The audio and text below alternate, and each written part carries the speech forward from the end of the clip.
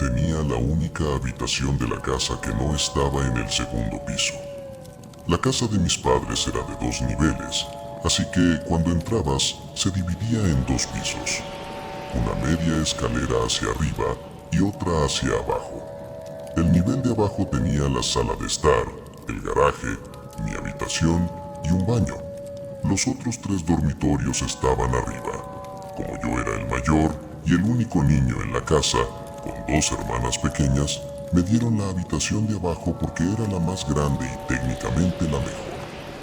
Cuando cumplí 10, mis padres le dieron mi cama individual a mi hermana menor y yo recibí una cama matrimonial, lo cual sentí como un ascenso de categoría. La habitación era amplia, silenciosa y algo aislada, pero a esa edad no entendía que esa misma soledad era un arma de doble filo. Cuando tenía 12 años, mis hermanas tenían 5 y 8 años. Ya me dejaban solo en casa, aunque bajo ciertas reglas. La de 5 no podía quedarse conmigo sin supervisión, y la de 8 solo si mis padres no tardarían demasiado fuera. Aún así, para mí era un logro sentir que confiaban en mí. Sin embargo, durante un periodo de 3 o 4 noches, comencé a despertarme a mitad de la noche sin razón aparente. No tenía antecedentes de problemas de sueño, y el ventilador que mantenía encendido todas las noches generaba un ruido constante que, en teoría, debería evitar cualquier sonido externo. Pero aún así, algo estaba rompiendo mi descanso, algo que yo aún no lograba identificar. Una de esas noches me levanté para rellenar mi vaso de agua en el baño afuera de mi habitación. Mientras lo llenaba, juraría haber escuchado algo dentro de mi cuarto, como un roce o un movimiento suave. Cerré la llave y me quedé quieto, con el oído alerta. Solo escuchaba el ventilador, así que intenté convencerme de que había imaginado el ruido. Pero al caminar hacia la puerta de mi habitación, me invadió una incomodidad profunda, una sensación fría que me recorría la espalda. No pude entrar. En vez de eso, subí a la sala y dormí en el sillón esa noche. Logré conciliar el sueño, pero me desperté otra vez, esta vez escuchando ruidos en la cocina, la luz del refrigerador, el sonido de alguien hurgando entre los recipientes. Desde el sillón no podía ver hacia la cocina, pero oí perfectamente la puerta cerrarse y pasos bajando hacia mi piso, hacia donde estaba mi habitación. Y aún así, somnoliento, volví a dormirme. Al día siguiente mi mamá estaba doblando ropa en mi habitación cuando comentó que el cuarto olía horrible, que yo debía limpiarlo porque parecía haber comida podrida o algo así. Yo no olía nada. Pensé que solo quería que ordenara el desastre habitual y lo ignoré. Ojalá no lo hubiera hecho. Esa noche, el calor era insoportable, así que mi papá encendió el aire acondicionado. Después de ver una película, nos fuimos cada uno a su habitación. Yo me quedé jugando videojuegos un rato. Sin el ventilador, lo único que se escuchaba era el aire saliendo de las rejillas del techo. Eventualmente me quedé dormido, y nuevamente me desperté por un sonido indefinible. Cuando el aire acondicionado dejó de soplar, el silencio fue absoluto. Y en ese silencio escuché una respiración. No era la mía, era profunda, lenta, y estaba demasiado cerca. Me incorporé lentamente, el pecho apretado. La habitación estaba oscura, pero podía distinguir las formas. La puerta del closet cerrada, el escritorio, la cómoda, todo en su lugar. ¿De dónde venía esa respiración? Con la inocencia de un niño que aún no entiende el peligro real, pensé que una de mis hermanas estaba bajo mi cama jugando una broma. Me bajé al suelo y levanté la sábana que colgaba. Lo que vi ahí cambió mi vida para siempre. Bajo mi cama, acostado sobre una pila de mantas, había un hombre enorme. Estaba inmóvil, con la cabeza orientada hacia mí, los ojos cerrados, la piel sucia, la barba larga. Mi cerebro tardó un segundo en comprender lo que veía. Luego grité y caí de espaldas, tratando de alejarme. Salí gateando del cuarto y grité, ¡Papá! Mis padres corrieron hacia mí. Señalé la cama sin poder hablar. Mi papá entró y sacó a la fuerza al hombre que estaba tan mugroso y desorientado que apenas podía resistirse. Mi mamá llamó al 911 mientras yo temblaba sin control. La policía lo arrestó. No sé si estuvo en prisión mucho tiempo. Parecía ser un vagabundo, un hombre perdido en su miseria, pero eso no lo hacía menos aterrador. Nunca volvimos a saber cuánto tiempo estuvo debajo de mi cama. ¿Días? ¿Una semana? El olor que mi mamá percibió, la comida movida del refrigerador, mis despertares, todo cobró sentido. Si quería hacernos daño o no, eso ya no importa. La idea de que alguien estuvo escondido bajo mi cama mientras dormía es una pesadilla que me perseguirá toda la vida. Décadas después, esta historia quedó como una leyenda inquietante en mi familia, y mi bisabuelo solía contarla junto con los horrores que él mismo vivió en Rusia, en la ciudad de Yaroslav, en los años en que formó parte del Ejército Rojo durante la Segunda Guerra Mundial. Él dice que lo más aterrador nunca fue el enemigo, sino aquello que no podían explicar. Una noche, poco después de la batalla de Ilikiluki, el frío era mortal, y él y sus compañeros celebraban dentro de uno de los pocos edificios intactos, disfrutando de un respiro entre el caos. Dos soldados con los que él y su amigo Sergei tenían problemas entraron y arruinaron el ambiente. Para evitar un conflicto, Sergei le pidió salir a fumar. Afuera, el silencio era tan profundo que se sentía como si el bosque respirase. Cuando terminaron el cigarrillo y se disponían a volver, un grito masculino salió de la oscuridad del bosque.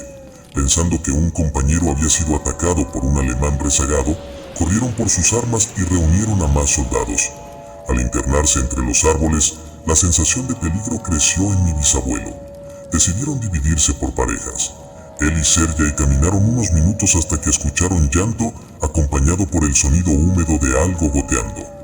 Siguieron las manchas de sangre en la nieve hasta que encontraron una escena de pesadilla. Dos soldados alemanes, uno muerto y otro agonizante.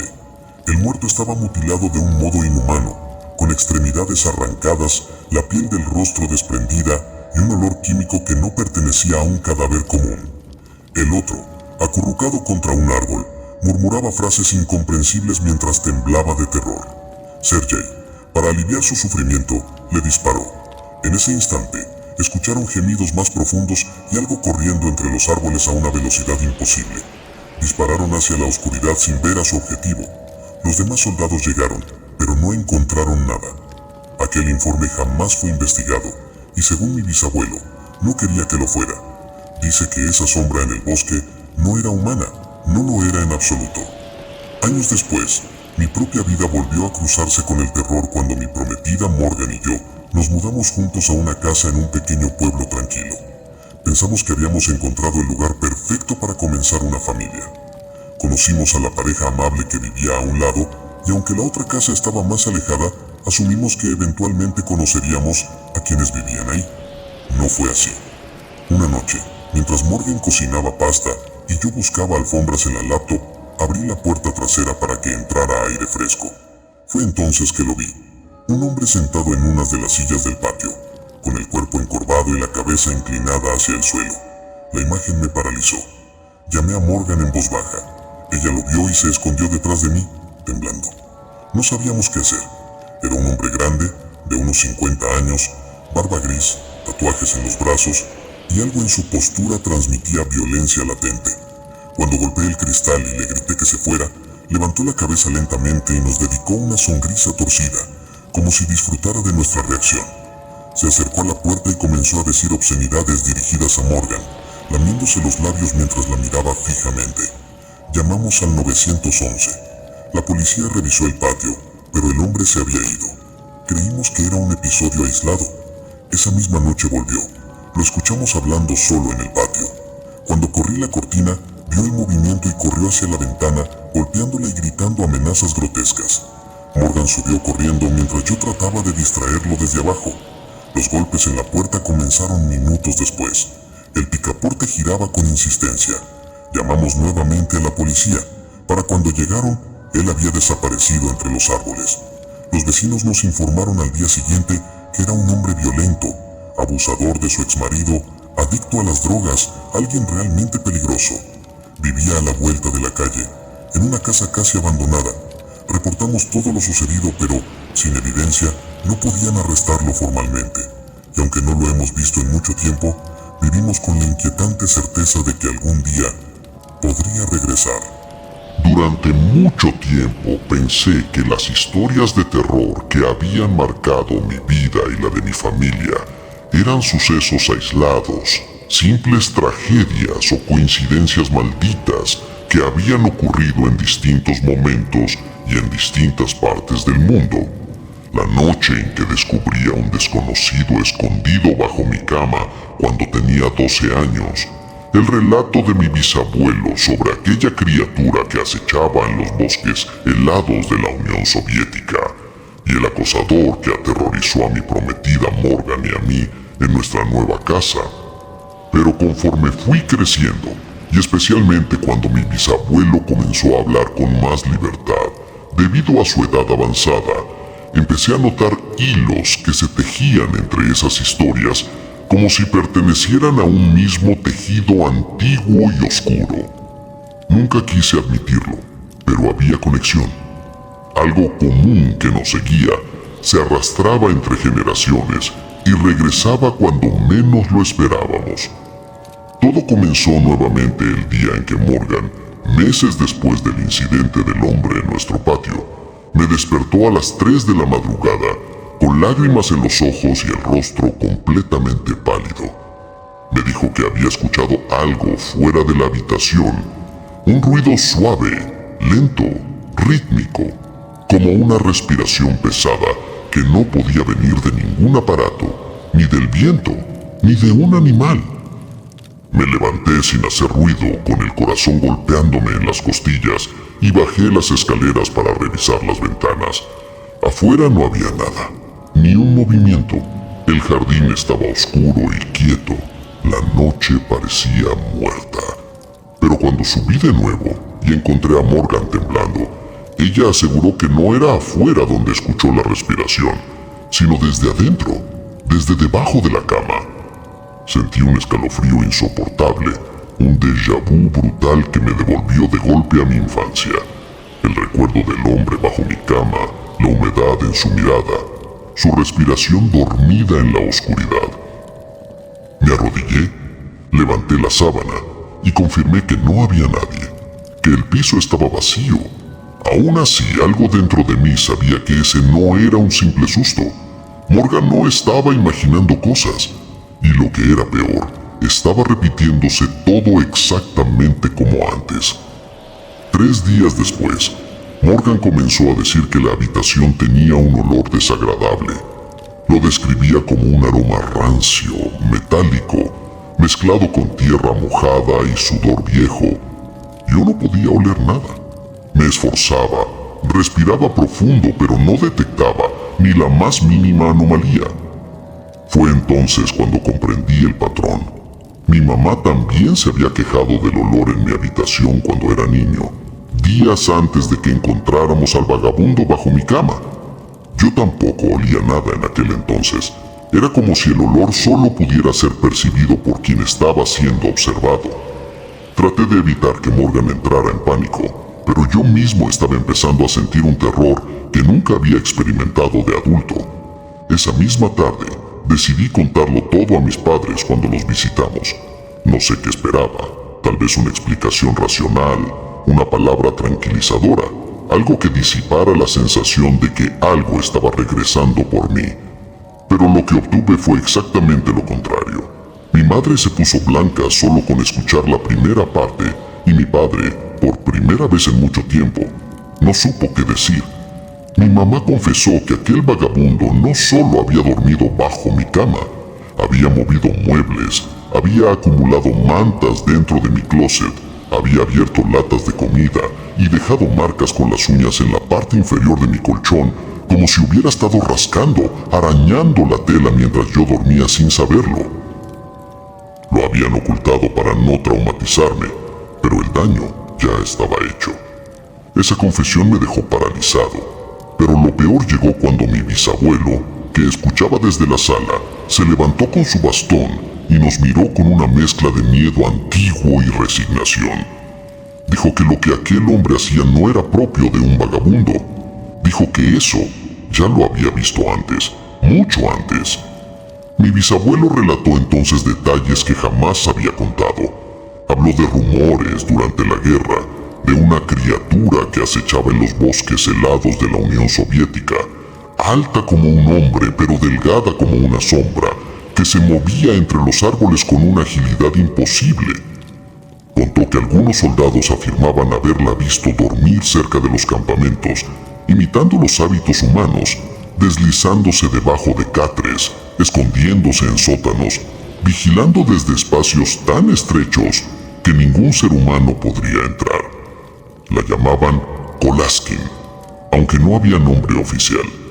Recordó la noche en que encontró a 2 soldados alemanes mutilados, uno de ellos aún vivo, llorando contra un árbol, murmurando algo con terror absoluto. Das Kolaskin kommt. El Kolaskin viene. Mi bisabuelo confesó que desde esa noche lo había sentido cerca muchas veces, respirando desde la oscuridad, moviéndose detrás de él, siguiéndolo desde las sombras del bosque, pero jamás atreviéndose a verlo por completo. Y dijo algo que nos congeló a todos. Ese lugar bajo tu cama, donde dormía el hombre, ese no era su sitio. Ese era el sitio del Kolaskin. El hombre fue solo un cuerpo, un huésped temporal. Regresamos a casa sin decir palabra. Morgan no quería entrar, pero no teníamos otro lugar a donde ir. Desde que abrimos la puerta, sentimos un olor que no estaba antes. Un olor metálico, húmedo, caliente. Esta vez yo también lo olí. Subimos las escaleras lentamente, como si estuviéramos entrando en la boca de algo que respiraba. Al llegar al pasillo, escuchamos un crujir bajo nuestros pies, justo debajo de nuestra habitación, seguido de una respiración profunda, lenta, húmeda, tan parecida a la de un hombre dormido, pero demasiado larga, demasiado pesada para ser humana. Morgan se paralizó y retrocedió. Yo avancé, obligado por un instinto que mezclaba valentía y estupidez. La manija de la puerta comenzó a moverse sola, como si alguien al otro lado presionara su peso contra ella. La madera crujió, la cerradura vibró y la puerta se abrió muy despacio, revelando la oscuridad de nuestro cuarto. El olor se volvió casi insoportable. Entonces lo escuchamos ahí dentro, debajo de la cama, moviéndose. No como un animal, no como un hombre, como algo demasiado grande intentando hacerse más pequeño, algo que se desplegaba en la sombra. Cuando sus dedos, largos y huesudos, empezaron a asomar por el borde del colchón, supe que aquello había esperado años para encontrarme de nuevo. Y esta vez no estaba soñando. Esta vez no era un hombre. Esta vez era él. La madrugada se derramaba sobre la casa como un manto pesado, absorbente, casi líquido, y Adrián sentía que cada minuto se estiraba como si el tiempo mismo hubiera perdido la noción de su curso natural. Después de ver esas huellas en el cuarto de almacenamiento, su mente había entrado en un estado de negación desesperada, intentando convencerlo de que nada de eso era real, que debía haber una explicación lógica. Pero la verdad era que desde hacía semanas algo lo seguía.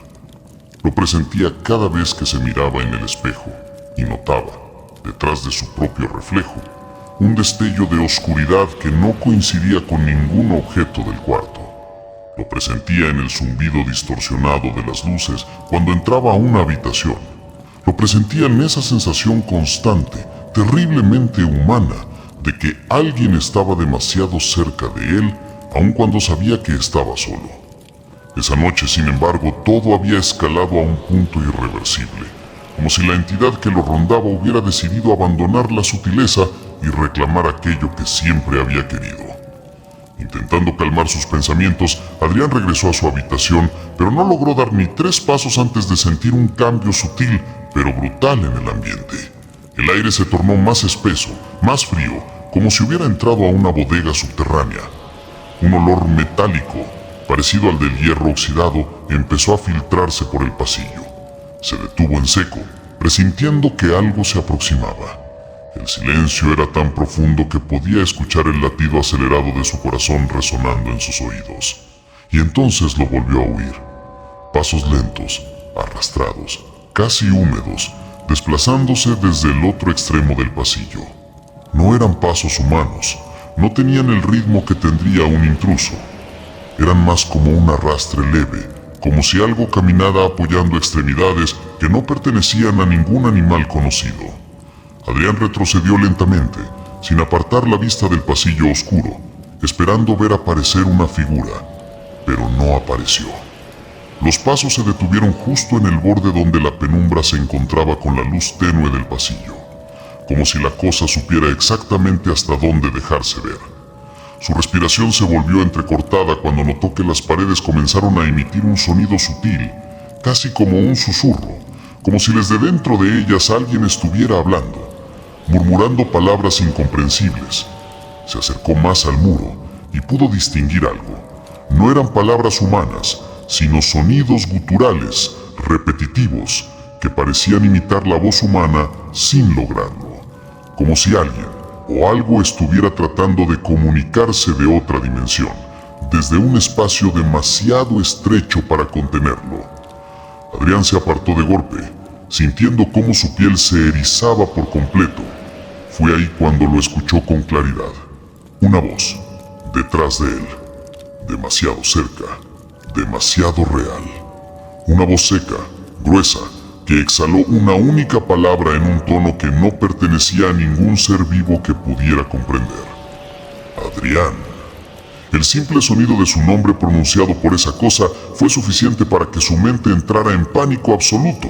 Se giró de inmediato, pero el pasillo seguía vacío, completamente vacío. Sin embargo, ahora podía sentirlo. Estaba ahí, no a la distancia, no en la oscuridad, sino pegado a él, respirando sobre su nuca. Adrián retrocedió hasta su habitación, cerrando la puerta de golpe y colocando el seguro, aunque sabía que el seguro no significaba absolutamente nada para aquello que lo perseguía. Sus manos temblaban tanto que apenas lograba sostener el celular. Se acurrucó en la esquina opuesta de la habitación intentando llamar a alguien, cualquiera, pero la pantalla solo mostró interferencia, líneas distorsionadas que parecían figuras moviéndose detrás del vidrio. Justo cuando intentó marcar de nuevo, la pantalla se oscureció completamente por un segundo y luego se encendió sola, mostrando la cámara frontal. En la imagen, Adrián se veía a sí mismo, pero detrás de su cabeza había una sombra con una forma imposible, brazos extremadamente largos, curvados como ramas muertas, una cabeza inclinada hacia un lado, demasiado grande para un cuello humano, y ojos vacíos, profundos, que parecían absorber la luz. Adrián gritó y lanzó el teléfono al suelo. Para cuando recogió el valor para mirar hacia atrás, no había nada allí, pero la temperatura había bajado tanto que podía ver su propio aliento salir de su boca en vapor. El silencio duró apenas unos segundos, antes de que un golpe resonara justo detrás de la puerta.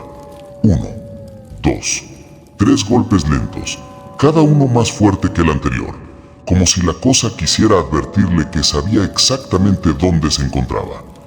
El seguro comenzó a vibrar, y Adrián retrocedió lentamente hacia la ventana sin saber qué hacer. No podía saltar, no podía correr, no podía esconderse. Cuando el seguro finalmente se dio, la puerta se abrió sola, pero la habitación estaba vacía. Adrián no respiró, no parpadeó, no se movió. Algo entró pero no podía verlo, solo sentirlo. Una presencia pesada, sofocante, que hizo que todas las luces de la habitación parpadearan violentamente. Su visión comenzó a nublarse cuando escuchó un susurro pegado a su oído, más claro esta vez, más articulado, como si la entidad ya hubiera aprendido a hablar con una voz más humana. Te abrí la puerta, ahora tú me perteneces. Adrián gritó, pero el grito se quebró en el aire, ahogado por una fuerza invisible que lo sujetó del cuello y lo arrastró al centro de la habitación. Trató de resistirse, de aferrarse a la cama, al escritorio, a cualquier objeto, pero cada cosa se desvanecía en cuanto la tocaba, como si la realidad misma estuviera distorsionando alrededor de él. La sombra comenzó a materializarse lentamente frente a sus ojos, adoptando una forma cada vez más sólida. Se inclinó sobre él, dejando ver una sonrisa horrenda, imposible, con dientes que parecían extenderse hacia los lados, curvándose como cuchillas. La luz parpadeó una última vez y se apagó. Al día siguiente la casa fue encontrada vacía. No había signos de fuerza, ni de escape, ni de robo. Solo un silencio extraño y antinatural que hacía que cualquiera que entrara sintiera que debía marcharse cuanto antes. En la habitación de Adrián no quedaba rastro de él, salvo una frase escrita en la pared, trazada con lo que parecía ser ácima o polvo quemado. No abras la puerta, pero justo debajo, en letras más pequeñas, como si la entidad hubiera decidido dejar un mensaje para el que siguiera atreverse a entrar, decía: ahora tú serás el siguiente en escucharme. Y desde ese día, cada persona que ha pasado por esa casa asegura escuchar lo mismo al caer la noche. Una respiración lenta, profunda, y una voz que susurra su nombre.